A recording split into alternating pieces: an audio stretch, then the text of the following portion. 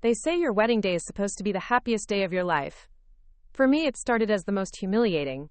My own family turned what should have been a celebration into a public roasting session, mocking everything from my dress to my choice of husband. They had no idea they were about to eat every single word. I'd love to know which corner of the globe you're watching from. And if this story speaks to you, make sure to subscribe. Tomorrow's video is one you absolutely can't miss. My name is Sarah Mitchell, and I've always been what you'd call the family disappointment. While my sister Jessica became a successful corporate lawyer, and my brother Marcus landed a high-paying tech job in Silicon Valley, I chose a different path. I became an elementary school teacher in a small town called Millfield, about 2 hours outside of Denver, Colorado. The pay wasn't great, but I loved working with kids. Every morning, I'd wake up in my modest one-bedroom apartment above Mrs. Henderson's bakery, and despite the financial struggles, I felt fulfilled. My students' faces lighting up when they finally grasped a difficult concept made every penny pinch worth it. My family never understood this choice. Every Thanksgiving, every Christmas, every family gathering became an interrogation session. "Sarah, when are you going to get a real job?" My mother, Patricia, would ask, with that disappointed sigh I'd grown to know so well. My father, Robert, would just shake his head and mutter something about wasted potential under his breath. Jessica never missed an opportunity to remind everyone about her latest promotion or her new BMW. "You know, Sarah," she'd say with that condescending smile, "my firm is always looking for administrative assistants. I could put in a good word." Marcus would chime in with stories about his stock options and his penthouse view in San Francisco. Then I met Daniel. It was a Saturday morning in early spring when my car broke down on the highway just outside Millfield. I was coming back from a weekend workshop on childhood literacy when my ancient Honda Civic decided to give up the ghost. Steam was pouring from under the hood, and I was stranded on a lonely stretch of road with no cell service. That's when this pickup truck pulled over. Out stepped this man who looked like he'd walked straight out of a classic movie. Tall, broad-shouldered, with kind eyes and calloused hands that spoke of honest work. He was wearing jeans and a simple flannel shirt, and when he smiled, I felt something I'd never experienced before. "Looks like you could use some help," he said, his voice warm and reassuring. "I'm afraid my car has other plans for today," I replied, trying to hide my embarrassment. He introduced himself as Daniel Brooks, and within 20 minutes he had diagnosed the problem and arranged for a tow truck. But more importantly, he offered to drive me home. During that 30-minute ride, we talked about everything and nothing. He told me he worked in security consulting, traveling frequently for his job. I shared stories about my students and my love for teaching. There was something different about Daniel. He listened, really listened when I spoke. He didn't judge my career choice or make me feel small for living in a tiny apartment above a bakery. Instead, he seemed genuinely interested in my work, asking thoughtful questions about education and child development. We started dating shortly after that. Daniel would drive the 2 hours from wherever he was staying to spend weekends with me in Millfield. We'd take long walks through the town's historic district, have dinner at Murphy's Diner, the only decent restaurant for miles, and spend hours talking on my small balcony overlooking Main Street. He was unlike anyone I'd ever dated. While my previous boyfriends had been put off by my family's wealth and success, Daniel never seemed intimidated. He also never seemed impressed by material things. When I mentioned my sister's law firm or my brother's tech career, he'd nod politely and then change the subject back to something more meaningful. Daniel was also incredibly modest about his own work. Whenever I asked about his security consulting job, he'd give vague answers about helping organizations with their safety protocols and, quote, conducting risk assessments. He traveled frequently. Sometimes he'd be gone for a week or two at a time, but he'd always call every evening to check in. The man was a mystery in the most intriguing way. He carried himself with a confidence that wasn't arrogant, just assured. He had this way of commanding respect without saying a word. Even Jake Morrison, the town's notorious troublemaker who'd given every teacher and authority figure grief for years, would straighten up and say, "Yes, sir," whenever Daniel was around. After 6 months of dating, I knew I was in love. Daniel felt like home in a way that nowhere else ever had. He saw me, really saw me, not as the family disappointment or the struggling teacher, but as Sarah. Just Sarah. And apparently, that was enough for him. When he proposed on a quiet Tuesday evening as we watched the sunset from my balcony, I didn't hesitate for a second. The ring wasn't flashy, a simple solitaire that probably cost him a month's salary, but it was perfect. That's when the family drama really began. I called my parents that same evening to share the news. The silence on the other end of the line was deafening. Finally, my mother spoke.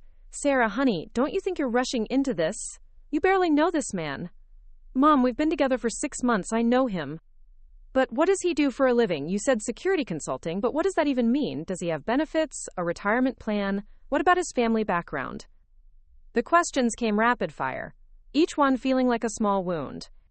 My father got on the line. "Sarah, I hope you understand. We need to meet this Daniel fellow before any wedding planning begins. A man's character is revealed by his accomplishments and his family connections." Jessica's reaction was even worse. "Oh, Sarah," she sighed when I called her. "Please tell me you're not marrying some blue-collar security guard. You do realize you could do better if you just tried? I know several eligible lawyers." Marcus was more direct. "Sis, I ran a background check on this guy. Daniel Brooks, right? There's not much there. No social media presence, no public records of significant achievements. Are you sure he's not hiding something?" The more my family questioned Daniel, the more protective I became. They hadn't even met him, yet they'd already decided he wasn't good enough. It was the same pattern I'd experienced my entire life. Nothing I did was ever quite right in their eyes. When we finally arranged for Daniel to meet my family over dinner, the evening was a disaster from start to finish. We drove to my parents' house in the affluent Riverside Hills neighborhood of Denver, where every lawn was perfectly manicured and every house screamed old money. Daniel showed up in his best clothes, a simple navy suit that fit him perfectly, carrying flowers for my mother and a bottle of wine for my father. But from the moment he walked through the door, I could see my family had already made up their minds.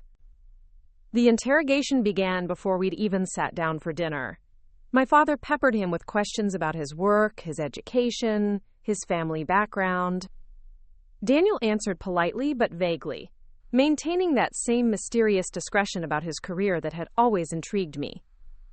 "So Daniel," my mother said over the appetizer course, "Sarah mentioned you do security consulting. What exactly does that entail?"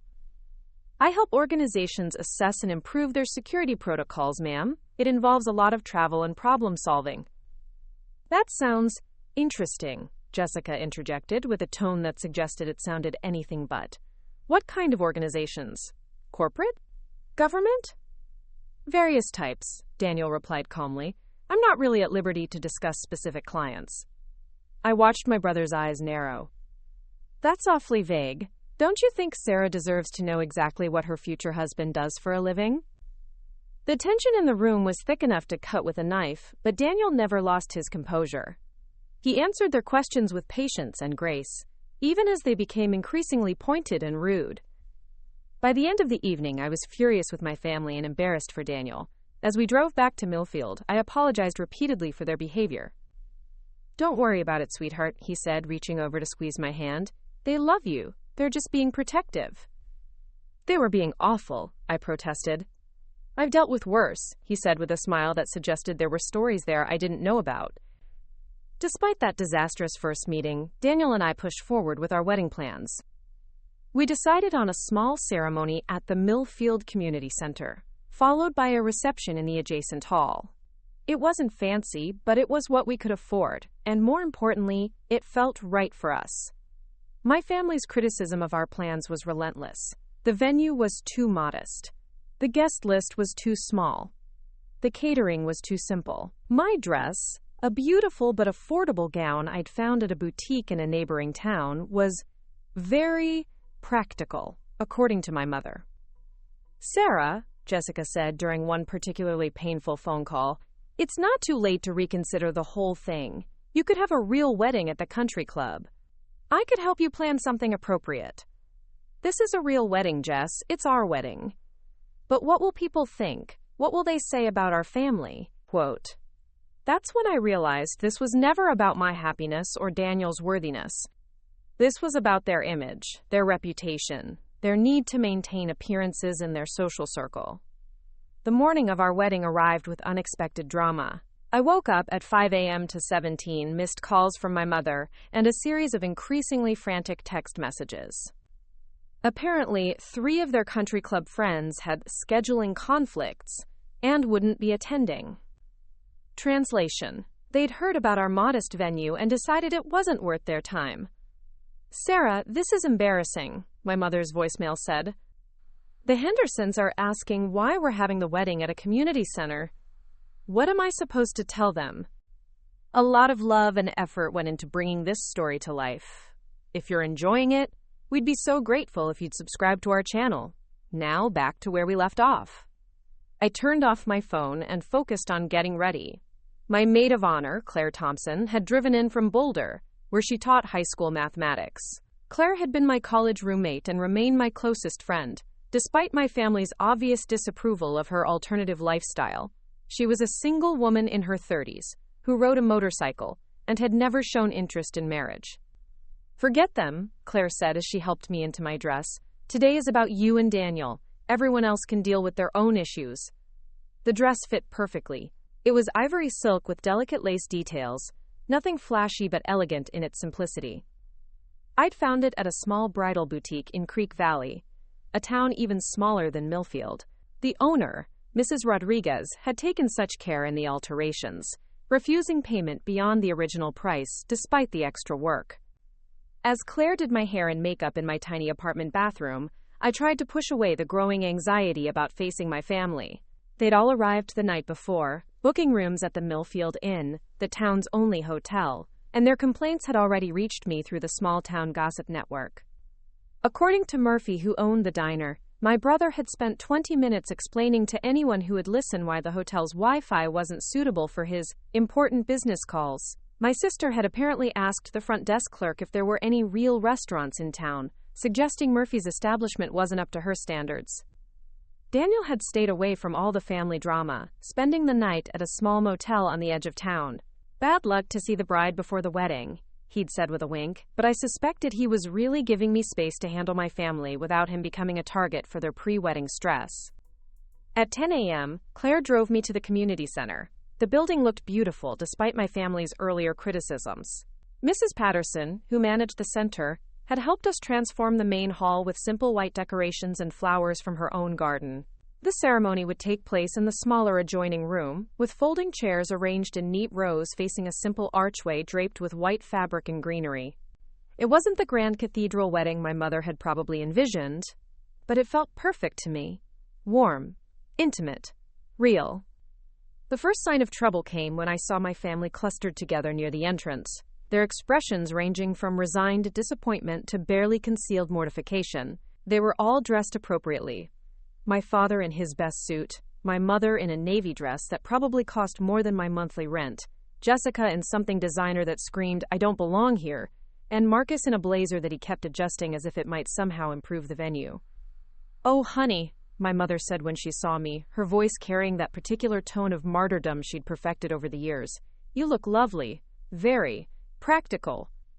Before I could respond, Aunt Margaret arrived with my cousin Kevin and his wife Brenda. Margaret was my father's sister, a woman who'd spent her life cultivating relationships with what she called the right sort of people. She took one look at the community center and actually winced. "Well," she announced loudly enough for several other guests to hear, "this is certainly rustic." Kevin, never one to miss an opportunity to agree with his mother, nodded vigorously. "Very authentic small-town charm," he said in a tone that made it clear he considered this anything but charming. More family members trickled in over the next 30 minutes.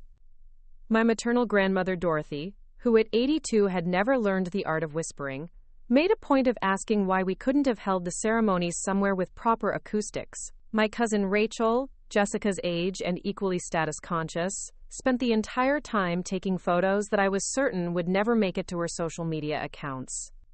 But it was Uncle William who really set the tone for what was coming. William was my father's younger brother, a man who'd made his fortune in real estate and never let anyone forget it. He arrived fashionably late in his new Mercedes, making sure everyone noticed as he parked directly in front of the building, despite the fact that we'd specifically asked people to use the side lot. "Sarah," he called out as he entered, his voice booming across the small space. "Look at you, all grown up and getting married in a community center." He said those last two words like they tasted bad. The worst part wasn't their obvious disappointment with the venue. I had expected that. The worst part was how they talked about Daniel. They didn't know he'd arrived early and was in the small room adjacent to the ceremony space, well within earshot of their conversation. "I still can't believe she's going through with this," Jessica said to our cousin Rachel, her voice carrying clearly across the room. "I mean, what do we really know about this Daniel person? He could be anyone." "Security consulting," Marcus added with air quotes. That could mean anything from mall security to bouncer at a nightclub. "And did you see his suit?" "Off the rack, definitely." Uncle William chimed in with his authoritative voice. "I've been in business for 30 years, and I can spot a man's worth by how he carries himself. This Daniel fellow, there's something not quite right there. Too quiet, too evasive about his background." "The whole thing is embarrassing," Aunt Margaret declared. "What are we supposed to tell people when they ask about Sarah's wedding? That it was held in a community center with folding chairs and garden flowers?" Rachel nodded sympathetically. "It's just so small." "I mean, I understand Sarah's financial situation, but couldn't they have waited until they could afford something proper?" My mother, who I'd hoped might defend me, instead joined the chorus. "I offered to help with a real venue. The country club would have been perfect, but Sarah insisted on doing things her way." "She's always been stubborn," my father added. "Ever since she decided to become a teacher instead of pursuing something worthwhile." Claire, who'd been setting up the small sound system, suddenly appeared at my side. Her face was flushed with anger, and I could tell she'd heard every word. "Breathe," she whispered to me. "Don't let them ruin this day." But the damage was already done. I felt humiliated, not for myself, but for Daniel. These people, my own family, were tearing apart the man I loved, and the wedding we'd carefully planned together, all because it didn't meet their arbitrary standards of success and social acceptability. The ceremony was scheduled to begin at 11 a.m. By 10:45, most of our guests had arrived.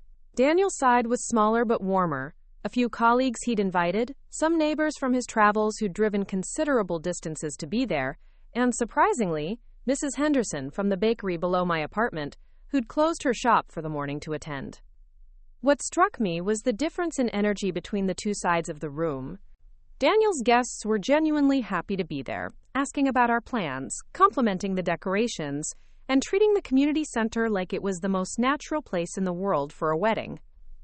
My family side continued their quiet but constant critique of everything from the music selection to the programs Claire had printed at the local copy shop. At exactly 11 a.m., the music began, a simple acoustic guitar played by Tommy Martinez, a local musician who'd agreed to perform for a fraction of what a professional wedding musician would charge. My family's expressions suggested they were mentally calculating just how much money we'd saved, and how much that reflected on their social standing. Daniel appeared at the front of the room, and despite everything my family had said, despite all their criticism and doubt, my heart skipped a beat. He looked incredibly handsome in his navy suit, standing straight and confident beside Pastor Williams, who'd agreed to perform the ceremony despite the unconventional venue. But as I prepared to walk down the aisle, I heard one final comment that nearly broke my composure entirely. "Look at him," Uncle William whispered loudly to my father, "standing there like he belongs in this family. That boy has no idea what he's gotten himself into, marrying above his station like this." My father's response was even worse. "Let's just hope he can at least provide for her, though given his background, I have my doubts." That was it.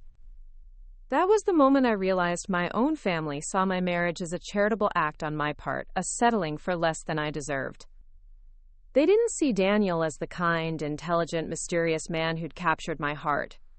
They saw him as a security guard who'd gotten lucky. As the music swelled and I began my walk down the aisle, I made a silent promise to myself and to Daniel. Whatever happened after today, I would never again let my family's opinions diminish what we had together. But none of us had any idea that in less than an hour, everything would change in a way that would leave my family speechless for the first time in their lives. The ceremony itself was beautiful, despite my family's barely concealed disdain radiating from the front rows. Pastor Williams spoke about love transcending worldly concerns, and I wondered if he'd somehow overheard the pre-ceremony commentary. His words about partnership, respect, and seeing beyond surface appearances felt particularly meaningful given the circumstances. Daniel's vows were simple but profound. He spoke about finding home in unexpected places, about the courage it takes to build something real in a world obsessed with appearances.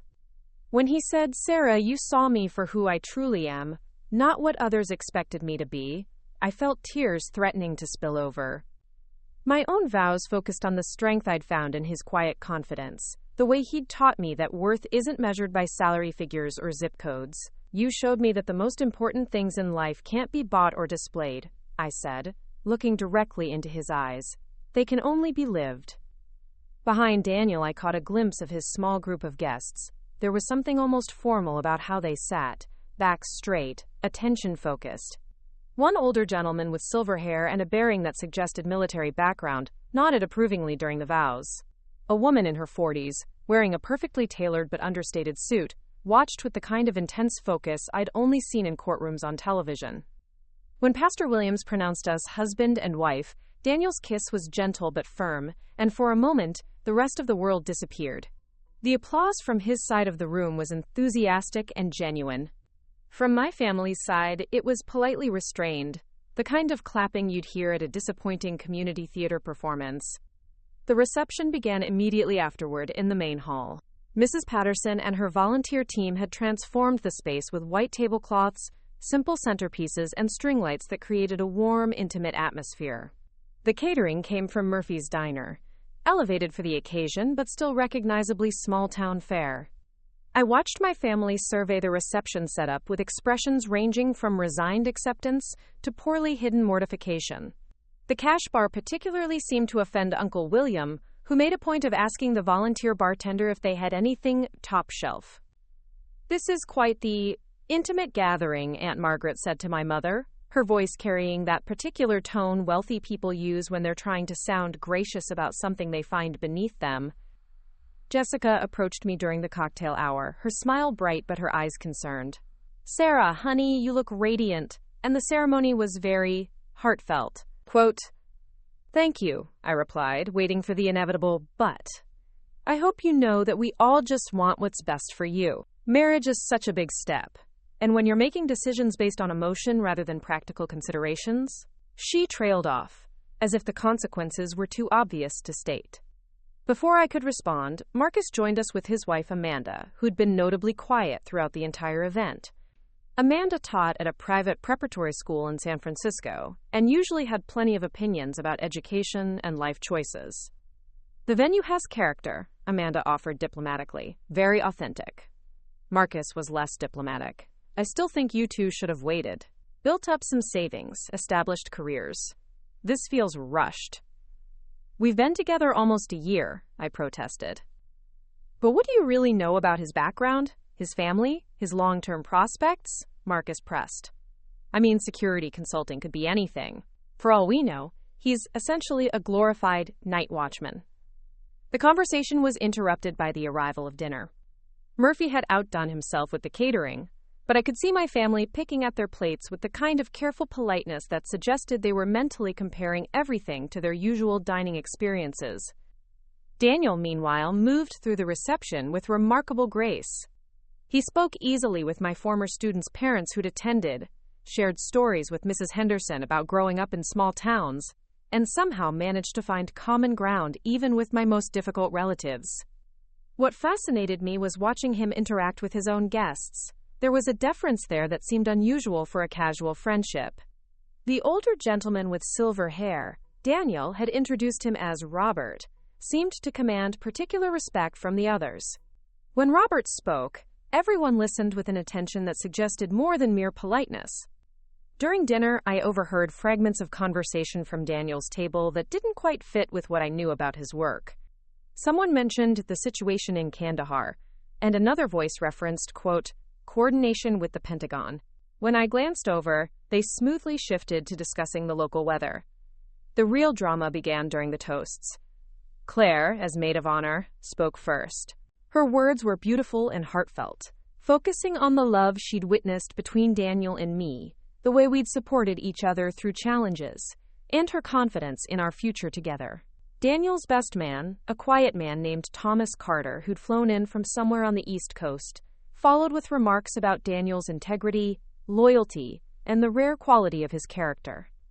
Then Uncle William stood up.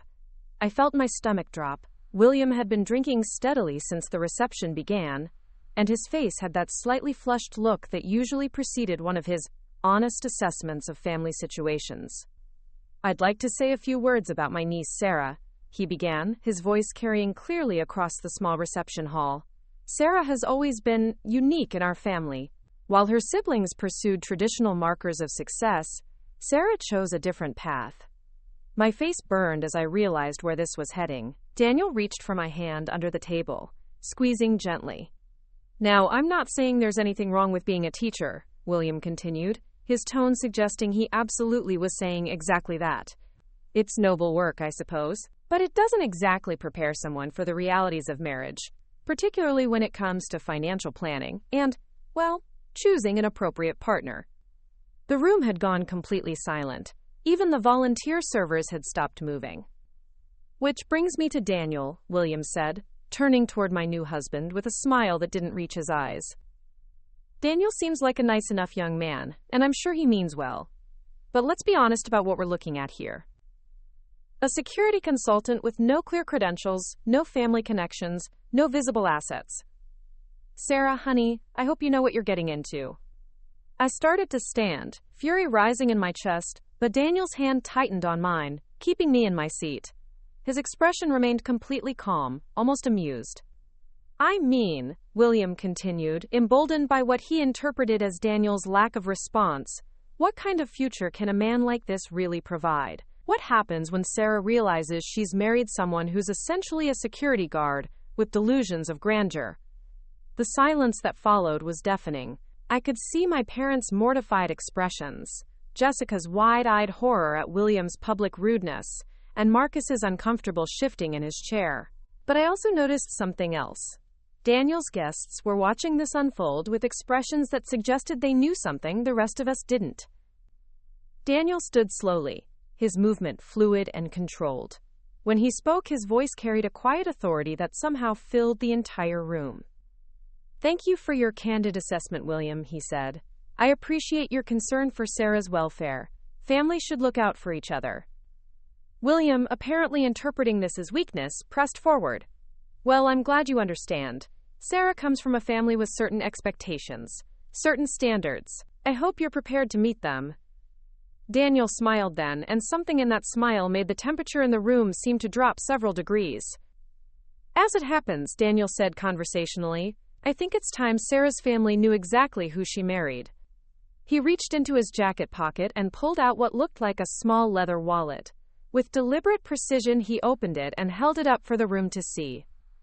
The effect was immediate and devastating. The silver-haired gentleman, Robert, immediately stood at attention. Thomas Carter snapped to his feet. The woman in the tailored suit rose with military precision. Across the room, 3 other guests I'd assumed were casual friends had suddenly transformed into something else entirely. Uncle William's face went through a series of expressions: confusion, recognition, and then absolute horror. "Ladies and gentlemen," Daniel said, his voice now carrying unmistakable command authority, "allow me to properly introduce myself. I'm General Daniel Brooks, United States Army, 4 stars, currently assigned to Special Operations Command." The silence that followed was so complete I could hear my own heartbeat. The transformation in the room was instantaneous and surreal. What had been a modest community center reception suddenly felt like a military briefing room. Every person who'd arrived with Daniel was now standing at perfect attention, their casual demeanor completely evaporated. Uncle William's mouth opened and closed like a fish gasping for air. His face had gone from flushed red to pale white in the span of seconds. The confident, condescending man who'd just delivered a humiliating speech about my husband's lack of prospects was now staring at a 4-star general of the United States Army. "General Brooks," the silver-haired man said crisply, "should we maintain operational security protocols, sir?" Daniel General Brooks glanced around the room with what I was beginning to recognize as tactical assessment. At ease, Colonel Martinez. I think operational security is somewhat compromised at this point. Colonel Martinez. The casual guest I'd assumed was just a friend was a full colonel. I looked around the room with new eyes, suddenly understanding the formal bearing, the way they'd positioned themselves strategically around the reception hall, the intense focus with which they'd watched everything unfold. Sarah, Daniel said gently, turning to me with the same warm smile I'd fallen in love with, I apologize for the deception. There were security considerations that made full disclosure complicated. I stared at my new husband, my mind reeling. You're a general, a 4-star general. Among other things, yes. Jessica found her voice first, though it came out as barely more than a whisper. 4 stars means. It means he outranks approximately 99.97% of all military personnel, Marcus said faintly. His earlier confidence about running background checks and finding nothing impressive had completely evaporated. 4-star generals. There are only about 40 of them in the entire military. The woman in the tailored suit stepped forward. Mrs. Brooks, I'm Admiral Patricia Chen, Joint Chiefs of Staff. Your husband has been instrumental in several classified operations that I'm not at liberty to discuss, but I can say that his service to this country has been extraordinary. Admiral, I'd been making small talk during the cocktail hour with a member of the Joint Chiefs of Staff, one of the highest-ranking military officers in the country. Thomas Carter, Daniel's best man, approached our table. Ma'am, I'm Lieutenant Colonel Carter, General Brooks's aide-de-camp. I wanted to personally thank you for the honor of being included in this celebration. The General speaks of you constantly.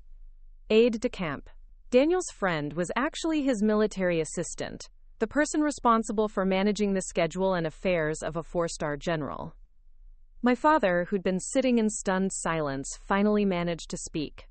Daniel, General Brooks, I don't understand. You said you worked in security consulting. Daniel's smile was patient, almost gentle. I do work in security consulting, Robert. Specifically, I consult on matters of national security.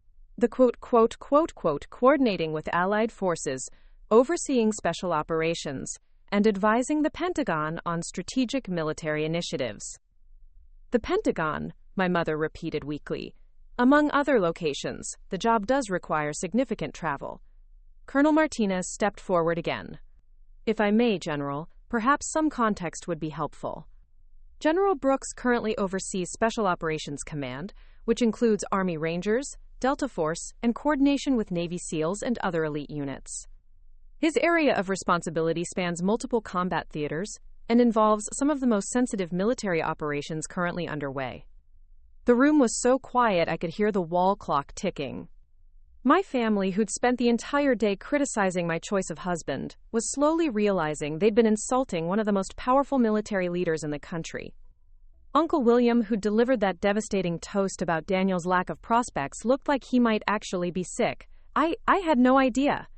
General, I sincerely apologize for. No apology necessary, Daniel interrupted smoothly. You were looking out for your niece. That's exactly what family should do. But his tone carried something else now. Not anger, but the quiet authority of someone accustomed to being obeyed without question. The casual, easygoing man who'd patiently endured their criticism was still there, but underneath was the steel backbone of a military commander who'd earned 4 stars through decades of exceptional service. Admiral Chen addressed my parents directly. Mr. and Mrs. Mitchell, you should know that your daughter has married not just a distinguished military officer, but one of the finest leaders I've had the privilege of serving alongside. General Brooks' strategic insights have been crucial to several recent operations that I cannot detail, but which have had significant impact on national security. Recent operations, Jessica echoed faintly. The general's work frequently takes him to locations and situations that require the highest security clearances, Lieutenant Colonel Carter explained. The discretion he's shown about his career isn't personal. It's operational necessity. I was beginning to understand the mysterious phone calls, the vague answers about his work, the way he'd sometimes seemed to be calculating risks and angles that weren't apparent to anyone else. My small-town teacher had fallen in love with and married one of the country's top military strategists. Sarah, Daniel said, taking my hand, Are you okay? I know this is a lot to process. You're a 4-star general, I said again, still struggling to reconcile this revelation with the man who'd helped me grade papers and fixed my kitchen sink. I'm also the man who fell in love with a teacher who cares more about her students' success than her own comfort. Military rank doesn't change that. Marcus, who'd been unusually quiet, finally spoke up. The background check I ran. How did I find nothing? Colonel Martinez answered that one. Military personnel of the general's rank and assignment have protected personal information. What you found was exactly what we wanted you to find, enough to establish basic identity without revealing operational details. Operational details, Aunt Margaret repeated, looking like she was still trying to process everything. Ma'am, Admiral Chen said diplomatically, General Brooks' actual responsibilities involve information that affects national security. The security consulting description he provided was accurate, just incomplete. Daniel squeezed my hand gently. The secrecy wasn't about not trusting you or your family, Sarah. It was about protecting ongoing operations and the people involved in them. Even this gathering required security clearance from multiple agencies. That explained the thorough way his guests had surveyed the room, the strategic positioning, the way they'd seemed to be constantly aware of exits and sightlines. What I'd interpreted as military bearing was actually protective detail protocol. General, my father said slowly, when we questioned your ability to provide for Sarah. You were being responsible parents, Daniel replied graciously. Though I should mention that military compensation at my rank, combined with various allowances and benefits, is fairly substantial. Sarah won't be worrying about student loan payments anymore. The understatement was so massive it would have been funny under different circumstances. 4-star generals earned well into 6 figures annually, plus comprehensive benefits, housing allowances, and retirement packages that most civilians could only dream of. But it was the next revelation that really drove home the magnitude of what my family had completely misjudged. Colonel Martinez approached with a tablet, showing it to Daniel, who nodded approval. General, should I proceed with the security briefing for family members? Security briefing? I asked. Daniel's expression became more serious. Sarah, marrying me means you're now part of a military family with significant security considerations. There are protocols, background checks for extended family members, and certain restrictions on travel and communication that we'll need to discuss. Restrictions? My mother asked weakly. Admiral Chen stepped forward again. Mrs. Mitchell, nothing dramatic, but the general's family members do receive security assessments in periodic briefings. It's standard procedure for personnel at his level. Lieutenant Colonel Carter consulted his own tablet. We'll also need to coordinate with local law enforcement regarding security measures for your residence, Mrs. Brooks.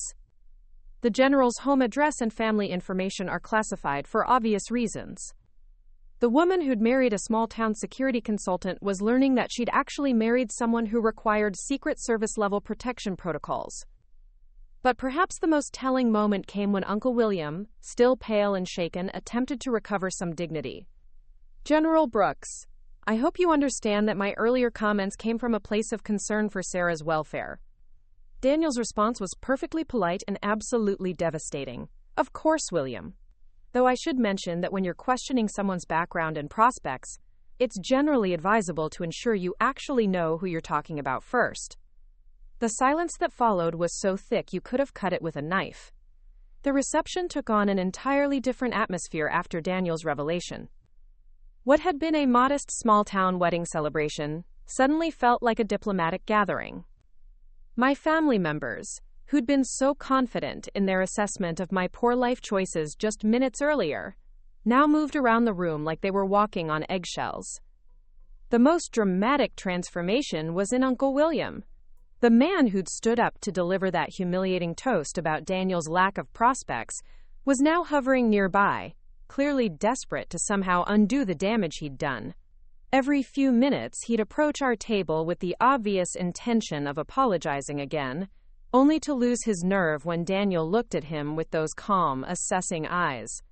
General Brooks, William finally managed during one of these approaches, I wonder if I might have a word with you privately. Daniel glanced at me, then back at William. Anything you need to say to me, you can say in front of my wife. The emphasis on my wife was subtle but unmistakable. Uncle William swallowed hard. I just want you to know that my earlier comments were completely inappropriate. If I had known... If you had known what, exactly? Daniel interrupted quietly. If you had known my rank, you would have treated me with respect? But if I really had been a security guard or a maintenance worker, would your behavior have been acceptable? William's face flushed again, but this time with shame rather than alcohol. No, that's not what I meant. Because the man you were insulting, the one you assumed was beneath your niece, would have been the same man regardless of his job title. The only thing that's changed is your perception. It was a masterclass in quiet authority. Daniel wasn't raising his voice or making threats. He was simply pointing out the fundamental flaw in William's character, and doing it in a way that made arguing impossible. Jessica, meanwhile, had attached herself to Admiral Chen with the desperate enthusiasm of someone trying to rebuild a completely collapsed first impression. I watched my sister, the successful corporate lawyer who'd spent years looking down on my life choices, practically fawning over Daniel's colleague. Admiral Chen, I have to say it's such an honor to meet someone of your stature, Jessica was saying. I work in corporate law myself, specializing in government contracts, so I have tremendous respect for military leadership. Admiral Chen's response was diplomatically polite but cool. That's interesting, Ms. Mitchell. What type of government contracts does your firm handle? Oh, various Defense Department acquisitions, some consulting work with federal agencies. Jessica was clearly trying to establish some kind of professional connection, anything to elevate her standing in this new dynamic. I see. Are you familiar with the Federal Acquisition Regulation procedures for classified material procurement? The question was clearly a test, and from Jessica's deer-in-headlights expression, it was one she was failing spectacularly. Well, not specifically, but because General Brooks oversees procurement decisions for several $1 billion in annual specialized equipment acquisitions, perhaps your firm might be interested in pursuing that type of contract work. Jessica's eyes lit up with the unmistakable gleam of someone seeing dollar signs. That would be incredible. I mean, if there's any way. I felt a surge of disgust watching my sister instantly pivot from dismissing my husband to trying to profit from his position. But Admiral Chen's next words cut that short. Of course, such contracts require extensive security clearances, background investigations of all firm partners, and compliance with military procurement regulations that many civilian firms find challenging to meet. The implication was clear. Jessica's firm almost certainly wouldn't qualify for the kind of high-level defense work that Daniel's position could influence. Admiral Chen was politely but firmly shutting down what was obviously a transparent attempt at professional networking. Marcus had taken a different approach. My brother, who'd been so confident about his background check revealing Daniel's supposed lack of credentials, was now interrogating Lieutenant Colonel Carter about military technology and defense contracts. So the Army's really moving toward integrated AI systems for battlefield analysis? Marcus was asking, clearly trying to demonstrate his tech industry knowledge. Carter's response was measured. I'm not at liberty to discuss specific technological implementations, but I can say that the General has been instrumental in several modernization initiatives. Because at my company, we're working on some cutting-edge machine learning applications that could have defense applications. I could see Carter's expression becoming increasingly guarded. Mr. Mitchell, if your company is interested in defense contracting, there are proper channels through the Defense Innovation Unit. General Brooks doesn't typically involve family connections in procurement decisions. Another polite but firm shutdown. Marcus was learning that having a 4-star general as a brother-in-law didn't automatically translate into business opportunities. My parents, meanwhile, seemed to be in a state of shell shock. They sat at their table, occasionally whispering to each other, clearly struggling to process the complete reversal of everything they'd believed about my marriage.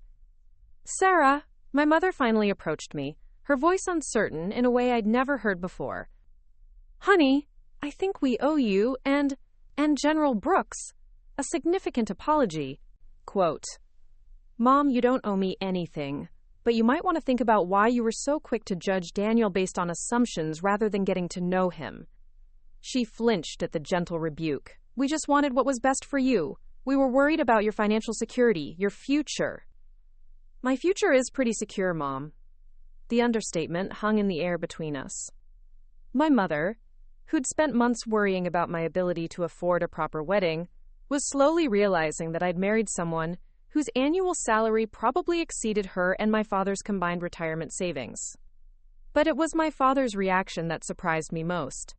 Instead of trying to network or apologize, he'd spent the last hour quietly observing Daniel's interactions with his military colleagues. When he finally approached us, his demeanor was thoughtful rather than embarrassed. "General Brooks," he said formally, "I'd like to apologize for my family's behavior, but more than that, I'd like to thank you for your service to our country." Daniel's expression softened slightly. "Thank you, Robert. That means a great deal. I served briefly in Vietnam, though nothing like what you've accomplished. I should have recognized." He paused, seeming to search for words. "I should have recognized the character Sarah saw in you, regardless of what I thought I knew about your background." It was the closest thing to a genuine apology anyone in my family had managed, and I could see Daniel appreciated the sincerity behind it.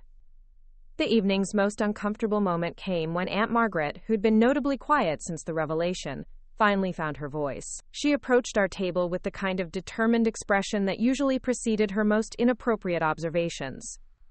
"General Brooks," she began, "I hope you understand that Sarah's family has certain expectations about how family occasions should be conducted." I felt my blood pressure spike. Even after everything that had happened, Margaret was still trying to establish some kind of social hierarchy. Daniel's response was ice-cold polite. "I'm not sure I understand what you're suggesting, Mrs. Patterson." "Well, future family gatherings, holiday celebrations, we typically observe certain traditions, maintain certain standards." "Are you implying that my wife and I wouldn't be welcome at family gatherings unless we meet your standards?" Margaret backpedaled quickly. "Oh no, not at all. I just meant that perhaps we could help you understand our family's preferences." "Mrs. Patterson," Daniel said with deadly quiet, "let me be very clear about something. I've commanded troops in combat zones, negotiated with foreign military leaders, and advised presidents on matters of national security. I think I can manage to navigate family dinner conversations." The silence that followed was absolute. Margaret retreated to her table without another word, and I noticed she spent the rest of the evening avoiding eye contact with both of us. But perhaps the most telling moment of the entire reception came near the end of the evening. Mrs. Henderson, the elderly woman who owned the bakery below my apartment, approached Daniel with none of the awkwardness that had characterized my family's interactions. "General," she said simply, "I wanted to thank you for making our Sarah so happy. I've watched that girl struggle for years, and I've never seen her smile the way she does when she talks about you." Daniel's entire demeanor changed, the formal military bearing softening into genuine warmth. "Mrs. Henderson, thank you for saying that. Sarah tells me you've been like a grandmother to her. She's a special one. You take good care of her." "I intend to, ma'am."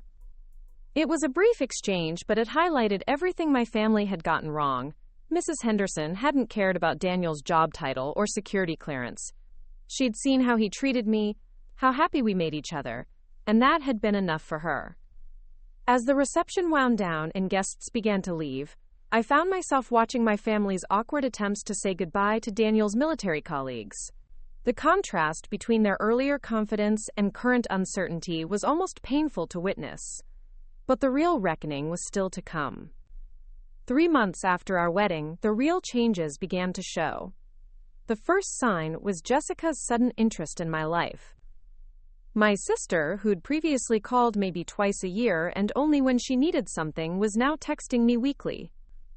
Her messages always started with genuine-sounding questions about married life, before inevitably steering toward Daniel's work and whether there might be any networking opportunities for her law firm.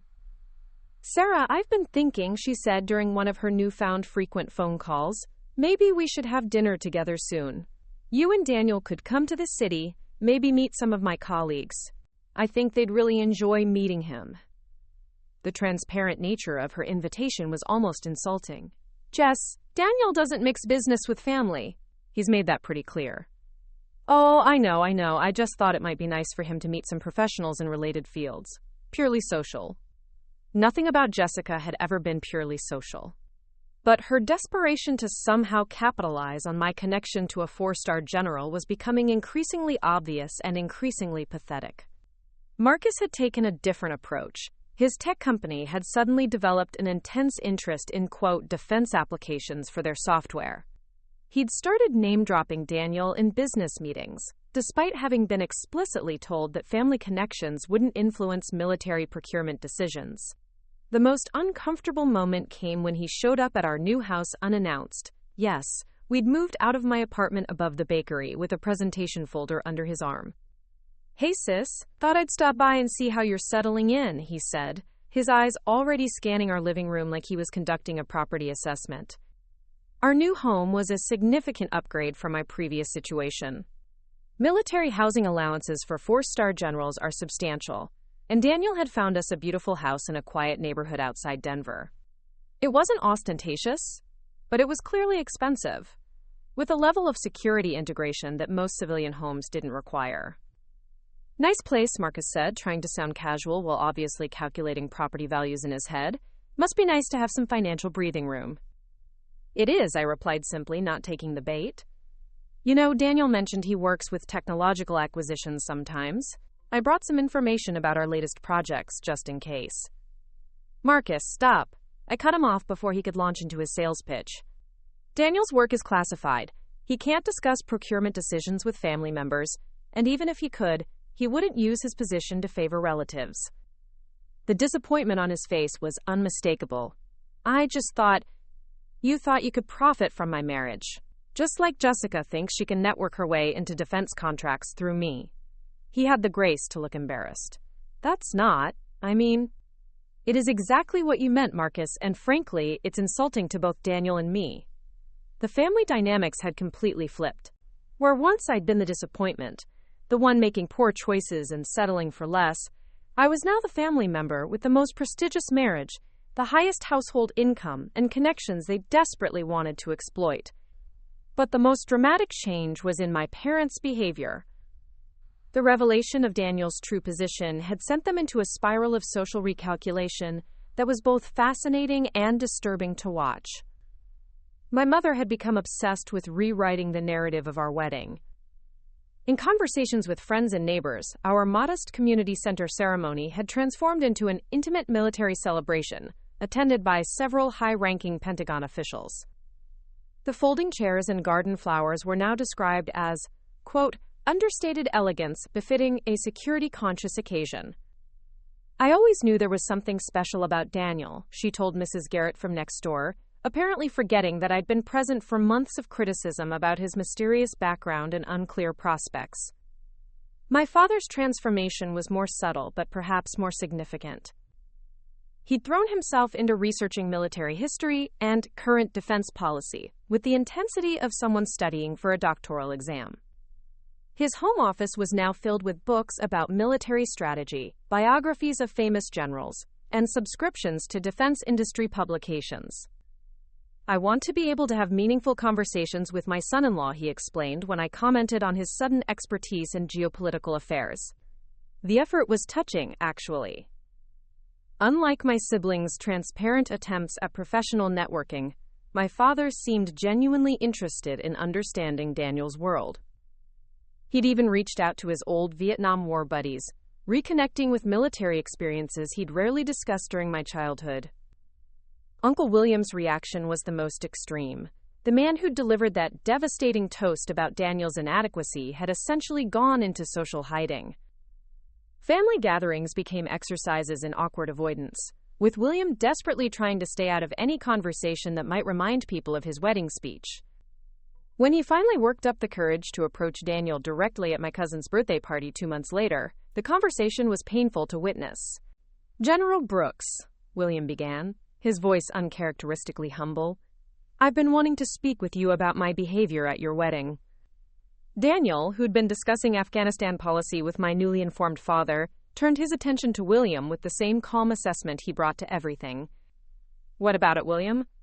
I said some things that were inappropriate, disrespectful. I let my assumptions guide my behavior, and I'm deeply ashamed of that. "I appreciate you saying that. I was wondering, hoping that perhaps we could move past that incident." Daniel's response was measured, professional, and absolutely devastating in its politeness. "William, I don't hold grudges. But I also don't forget when someone shows me who they really are. You weren't disrespecting my rank or my position that night. You were disrespecting the man you thought I was. That tells me everything I need to know about your character. William left the party early. The ripple effects extended beyond immediate family. Word had spread through my parents' social circle about their daughter's surprising marriage to a 4-star general. Suddenly, people who'd previously viewed my teaching career as a disappointment were reassessing everything. Your Sarah always was remarkable, Mrs. Pemberton told my mother at the country club. It takes a special kind of woman to attract a man of such distinguished military service. The irony wasn't lost on me. These same people had spent years politely sympathizing with my parents about their underachieving daughter. Now they were acting like my marriage was evidence of exceptional judgment and hidden depths. But perhaps the most meaningful change was in how I saw myself within the family dynamic. For the first time in my adult life, I wasn't defending my choices or apologizing for my decisions. The revelation of Daniel's position had done more than just shock my family. It had completely validated every instinct I'd had about his character. You know what's funny? I told Daniel one evening as we sat on our new back patio, watching the sunset over the mountains. They keep acting like finding out about your rank changes who you are. But you're exactly the same man who helped me grade papers and fixed my kitchen sink. Does it bother you, the way they're treating us differently now? I considered the question carefully. It bothers me that it took them learning about your job to treat you with respect. But honestly, I'm done caring about their approval. I spent 30 years trying to live up to their expectations, and it never worked because their expectations were wrong. Daniel reached for my hand. For what it's worth, I think your family loves you. They just had a very narrow definition of success. Had being the operative phrase, Jessica called 3 times this week. Let me guess, she has some colleagues she'd love for me to meet. You know her so well. We sat in comfortable silence for a while, and I reflected on how dramatically my life had changed. Not because I'd married a general. I would have been just as happy if Daniel really had been a security guard. But because I'd finally stopped letting other people's opinions define my worth. The small-town teacher who'd been mocked at her own wedding had discovered something her prestigious family never understood. Real value isn't measured by job titles or social status. It's measured by character, kindness, and the courage to see people for who they truly are rather than what they appear to be. My family had spent years looking down on me for choosing substance over status. In the end, that choice had led me to a man whose substance included both extraordinary professional achievement and the humility to let people underestimate him. The joke, as it turned out, was entirely on them. And, honestly, I was perfectly fine with that. Looking for more? We've got 2 amazing stories ready for you right on screen. If this one touched you, these are absolutely worth your time. Click to watch them now. And hey, subscribe and hit that bell to never miss our latest uploads.